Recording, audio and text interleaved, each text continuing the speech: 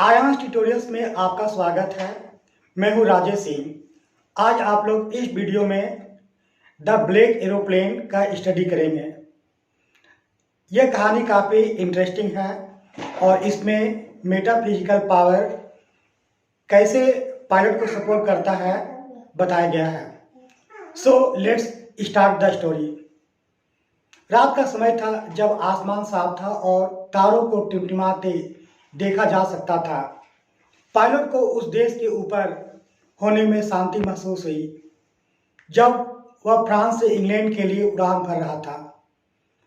सुबह के 1:30 बज चुके थे और वह अपने परिवार के साथ छुट्टियां मनाने के बारे में कल्पना कर रहा था।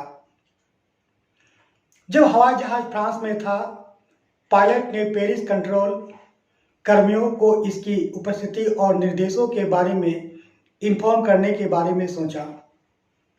उस समय पेरिस शहर की रोशनी उस पर जल रही थी। उन्होंने नियंत्रण एजेंसी को इन्फॉर्म किया, जिसके बारे में उन्होंने निर्देश पर आगे निर्देश के साथ जवाब दिया। पेरिस के नियंत्रण कक्ष ने उसे पश्चिम की ओर 12 डिग्री मोड़ने का निर्देश दिया। निर्देश प्राप्त करने के बाद पायलट ने काम किया और अंतिम ईंधन टैंक को संचालन में लगाते हुए उनका पीछा किया। इस समय वह अपने परिवार के साथ अपने समय के बारे में सपना देख रहा था और फिर वह गंतव्य बिंदु पर एक संतोषजनक नाश्ता करने के बारे में सोचने लगा। सब कुछ सुनियोजित होने के कारण वह शांत था। अब विमान ने पेरिस को पार कर था जब उसने आकाश में बादल देखना शुरू किया था।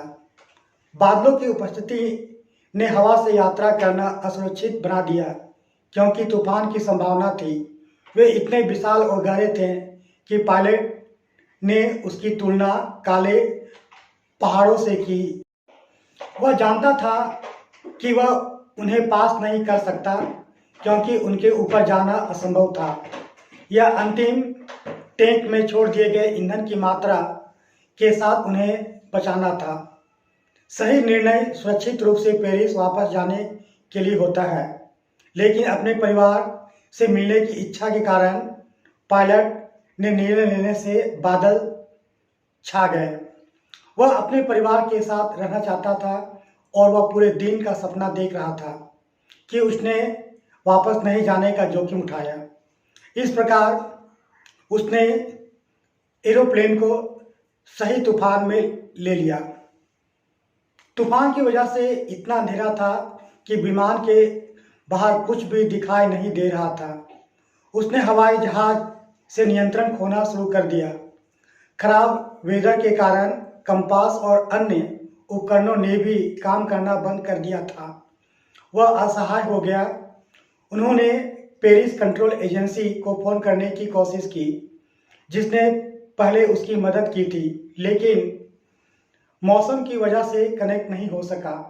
बीच में जब सब कुछ विफल हो गया तो उसने एक और हवाई जहाज को देखा तो आशा की किरण दिखाई दी। उन्होंने राहत महसूस की जब उन्होंने एक और पायलट का चेहरा देखा और उसे तूफान से बचने में मदद करने की इच्छा दिखाई। उसने खुद को सोचा कि दूसरा पायलट बहुत काइंड है क्योंकि वह जानता था कि वे खो गए थे और उसकी मदद करने की कोशिश कर रहे थे। दूसरे पायलट ने अपने विमान को खोई हुई हवाई जहाज से आगे ले जाने के लिए उन्हें आसान बनाने के लिए उनका अनुसरण किया, जबकि इस स्टोरी के नरेटर ने उसे आज्ञाकारी बच्चे की तरह पालन किया। वह भी घबरा रहा था क्योंकि बहुत कम मात्रा में ईंधन बचा था। तभी वह तूफान से बाहर आने लगा और अपने विमान को सुरक्षित लैंड करने के लिए रनवे को देख सका। जब वह दूसरे पायलट को धन्यवाद देने के लिए मुड़ा तो उसे एहसास हुआ कि जिस विमान ने उसकी मदद की थी वह तूफान से बाहर आते ही गायब हो गया था। नरेटर को यह नहीं पता था कि वह कहाँ उतरा था, लेकिन अपने विमान को अप्राप्य छोड़ने से नहीं डरता था। वह दूसरे पायलट के बारे में पूछने के लिए सीधे कंट्रोल रूम में गया।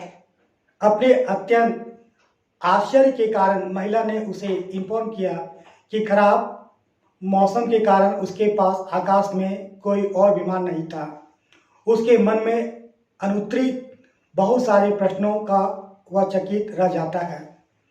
गाइज, इस प्रकार से ब्लैक एरोप्लेन, जो कि मेटाफिजिकल पावर को दर्शाता है, इस वर्ल्ड में बहुत सारे ऐसे लोग हैं जो अदृश्य या इनविजिबल पावर के बारे में बिलीव नहीं करते हैं, लेकिन अदृश्य शक्तियाँ होती है जो कभी कभी अच्छे व्यक्ति की सहायता करने के लिए आ जाते हैं, और ऐसा ही हुआ था इस कहानी में। Thank you friends for visiting IAS tutorials. See you again, bye.